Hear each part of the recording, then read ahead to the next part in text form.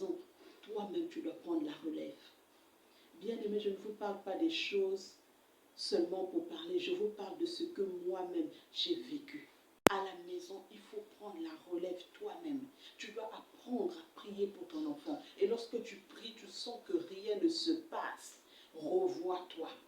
Revois ce que tu as eu à faire avec l'enfant. Le plus important lorsqu'on se répand, un élément important lorsqu'on se répand, c'est que souvent nous avons l'habitude, lorsque nous nous répandons, de confesser seulement le mal que nous avons fait. Mais on oublie de confesser même les conséquences de ce mal dans nos vies ou dans la vie de l'enfant. C'est-à-dire, il ne faut pas seulement se contenter de demander pardon à Dieu parce que tu as attaché un fil à l'enfant, parce que tu as fait des incisions à l'enfant, parce que tu as lavé à ton enfant l'eau d'une tisane ou l'eau d'une peau d'animal et tout. Mais il faut demander pardon aussi aux impacts que ça a créé dans la vie de l'enfant. Il se peut que ton enfant aujourd'hui est devenu très fort. Il est fort, mais il est vraiment fort. Cet impact-là qui a été causé à cause de cette eau que tu lui avais lavée, bien aimé. Il faut te repentir aussi pour cet impact. Demander pardon aussi à l'impact que le péché que tu as commis a causé dans la vie de l'enfant.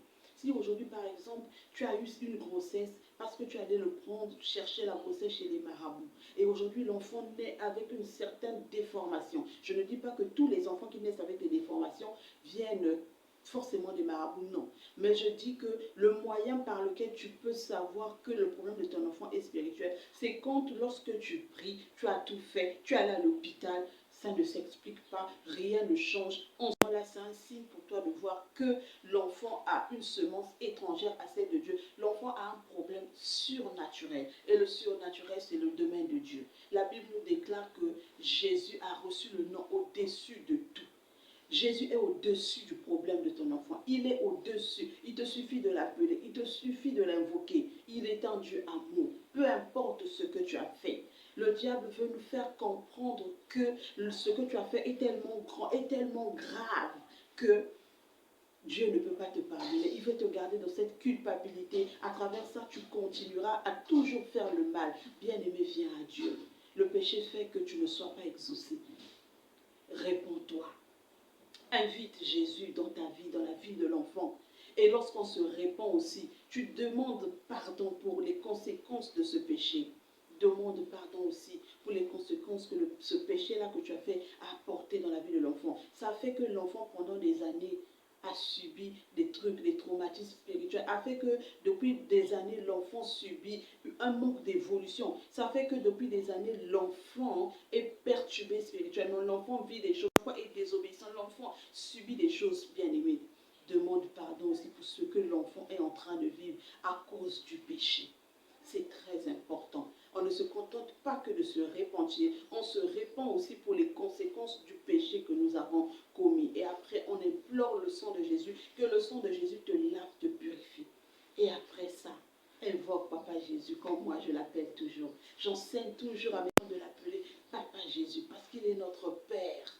Il est notre Père. Lorsque tu l'appelles, lui-même il dit, invoque-moi.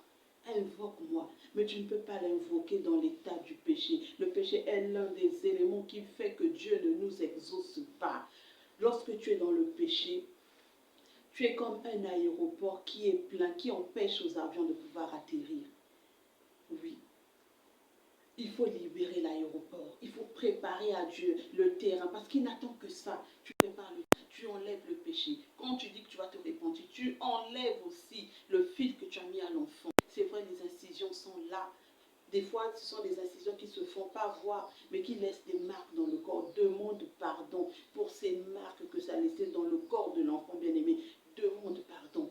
Dieu est juste et fidèle. C'est un Dieu amour. Il va te pardonner. Dès le moment où tu demandes pardon, sache que le terrain est maintenant libre. La présence, la miséricorde de Dieu peut atterrir. La grâce de Dieu, la faveur de Dieu peut maintenant atterrir et tu seras exaucé.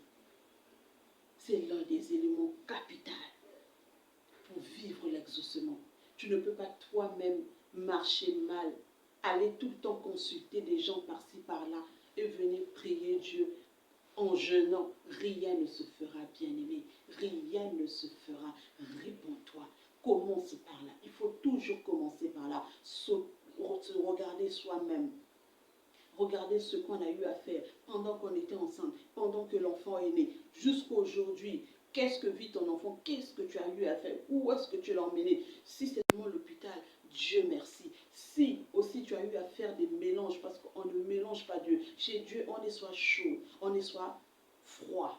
Ou tu es avec lui, ou tu n'es pas contre, ou tu es contre lui. Mais tu ne peux pas être tiède, bien-aimé. Oui, je vais à l'église, mais oui, mais toujours la tradition est toujours importante. Oh oui, je vais à l'église, mais toujours le fil là, c'est rien du tout, ça ne représente rien. Oui, c'est vrai, je vais à l'église, mais il faut toujours associer ce que nos mamans avaient l'habitude de faire. Aujourd'hui, le diable s'en sert maintenant pour tisser des alliances avec nos enfants. Et c'est vrai, peut-être que tu ne le vois pas encore, peut-être que tu ne le sens pas encore, mais sache que certaines attitudes de nos enfants, que nos enfants développent aujourd'hui, sont dues à la source, sont dues à ce que nous avons eu à faire, sont dues, bien que minimes, tu négliges aujourd'hui les petits signes que tu vois. L'enfant n'aime pas l'école, l'enfant n'aime pas lire, l'enfant ceci, tu négliges, ce sont des petits signaux comme ça qui te révèlent déjà que si tu as prié et que si tu as emmené l'enfant à l'école et que ça va, je dis toujours, entre le naturel et le surnaturel, il y a une différence. Le naturel, tu fais un petit effort, bam, ça marche. Tu fais un petit effort, tu emmènes l'enfant à l'hôpital, tu donnes des médicaments, bam, l'enfant est guéri. Mais lorsque tu fais des efforts, même médicalement, ça ne s'explique plus, bien aimé, ça ce n'est plus le domaine du naturel. C'est comme ça que tu sauras que ce problème-là, il devient spirituel. Voilà pour notre exhortation de ce matin. Bien-aimé, réponds-toi. Reviens à Jésus. Implore sa grâce. Implore sa miséricorde. Peu importe ce que tu as fait. Peu importe là où tu as eu ta grossesse. Peu importe comment tu l'as mené. Peu importe ce que ton enfant vit. Peu importe ce que tu as eu à faire à ton enfant. Parce qu'il y a des gens qui font des protections aux enfants. Comme il a eu un enfant difficilement, comme la grossesse était difficile, comme on lui a dit qu'elle n'était pas censée accoucher, comme on lui a dit,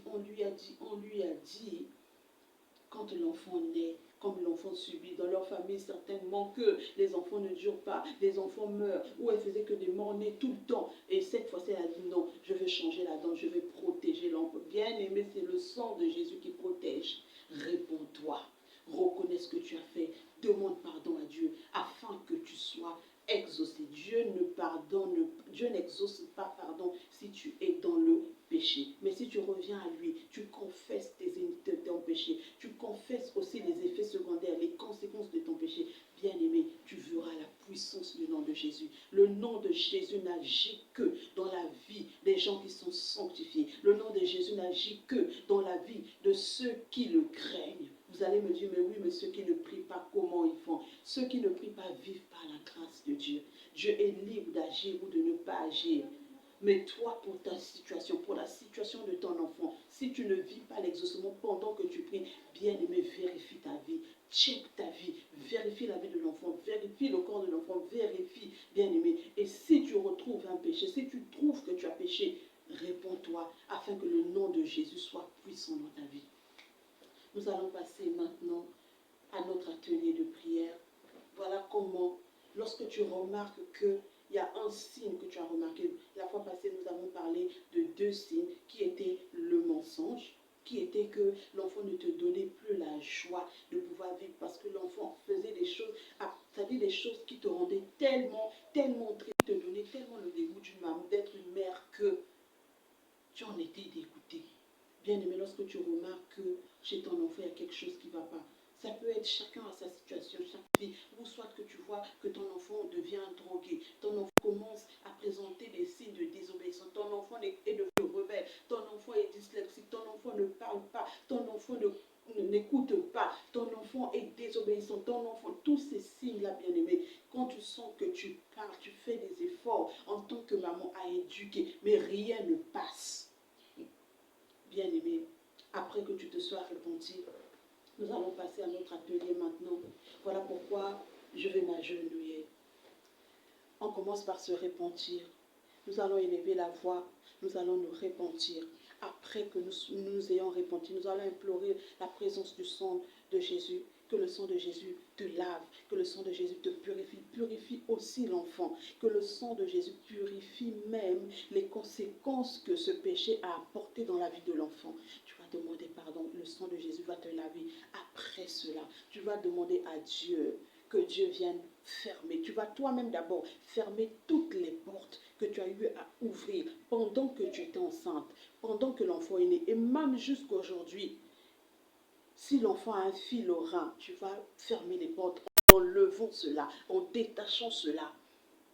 Tu vas commencer par détacher physiquement et tu vas aussi prier que Dieu ferme toutes les portes que tu as eu à ouvrir.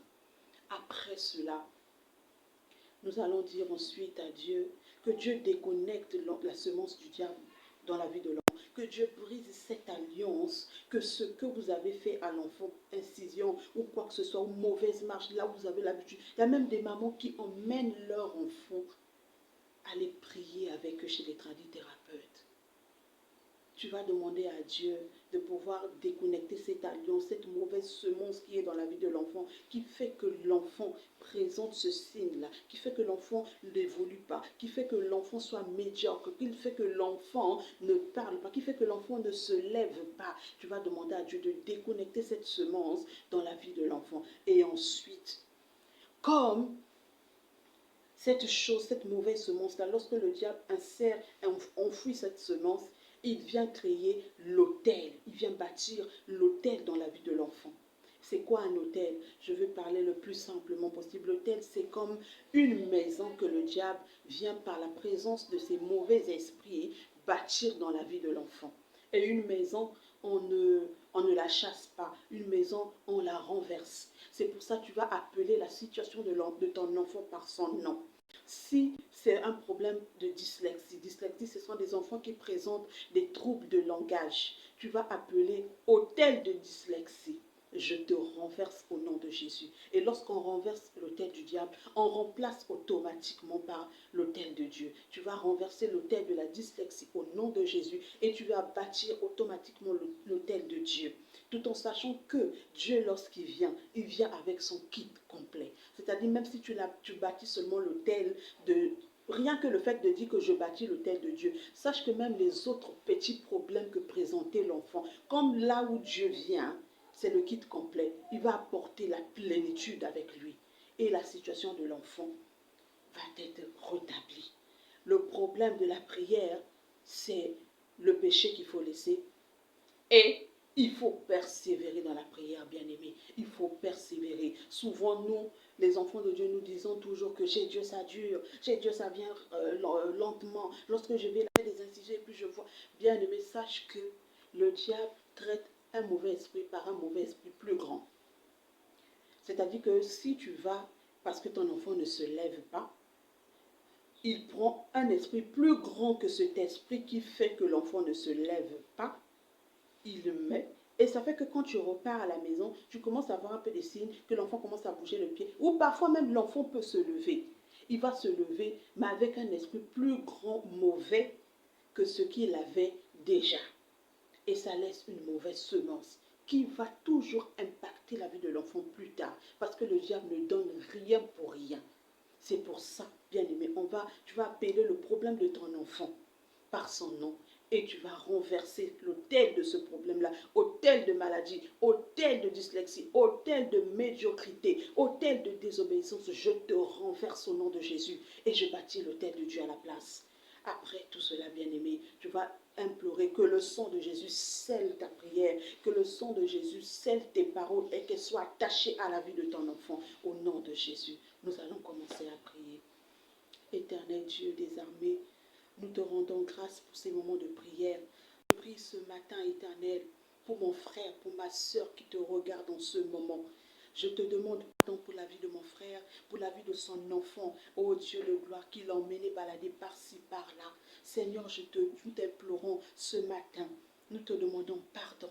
Pardonne mon frère qui a mis des incisions dans la vie de son enfant. Pardonne ma soeur qui a mis des protections, qui a mis des fils, qui a mis des peaux d'animal dans la vie de son enfant, sur le corps de son enfant. Pardonne mon frère pour tous les péchés qu'il a eu à faire en emmenant son enfant par-ci par-là. Ce matin, nous venons nous repentir. Nous te demandons pardon. Je te demande pardon éternel pour les conséquences même, Seigneur Dieu, que ce péché a causé dans la vie de l'enfant. Nous implorons ta miséricorde cet après-midi, ce matin. Nous implorons ta grâce. Nous te demandons pardon. Saint-Esprit, pardonne-nous. Nous implorons que ton sang puisse laver, que ton sang puisse laver cet enfant-là à qui on en met par-ci par-là, que ton sang puisse le purifier, que ton sang puisse le sanctifier, que ton sang sanctifie la vie de son père, la vie de sa mère, sa propre vie à lui-même, au nom de Jésus-Christ de Nazareth. Seigneur Dieu, je viens déconnecter maintenant toute semence du diable dans la vie de l'enfant qui me suit ou du parent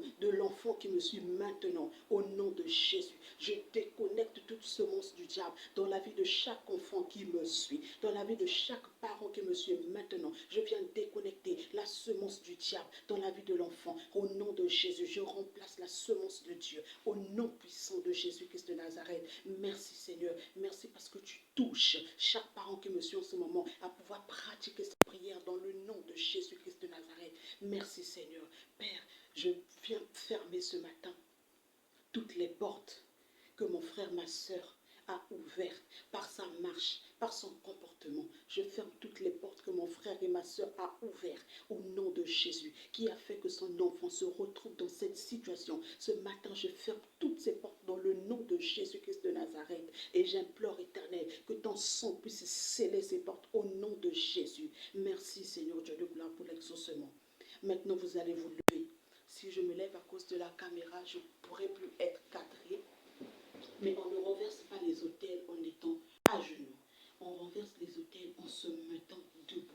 Donc, chers parents, toi, tu vas te lever, tu vas ordonner, tu vas dire autel de la main, autel de telle situation, je te renverse au nom de Jésus. Et si ton enfant traverse une situation où il est dans la médiocrité, une situation où cet enfant ne peut pas parler, une situation où il a un retard quelconque dans son évolution, j'ordonne à cet autel, je renverse cet autel au nom de Jésus et je bâtis l'autel de Dieu à la place au nom de Jésus. Autel de maladie, autel de médiocrité, autel de désobéissance, autel de mensonge, autel de dégoût, je te renverse, je vous renverse au nom de Jésus et je remplace l'autel de Dieu. Je bâtis l'autel de Dieu dans la vie de cet enfant qui me suit, dans la vie de ce parent qui me suit. Pour toi, cher parent, tu vas dire, je renverse l'autel de telle ou telle situation dans la vie de mon enfant, tout en tenant l'enfant dans les mains, au nom de Jésus-Christ de Nazareth, et que le sang de Jésus puisse sceller toutes ces paroles et qu'elles soient attachées à la vie de mon enfant, au nom puissant de Jésus-Christ de Nazareth.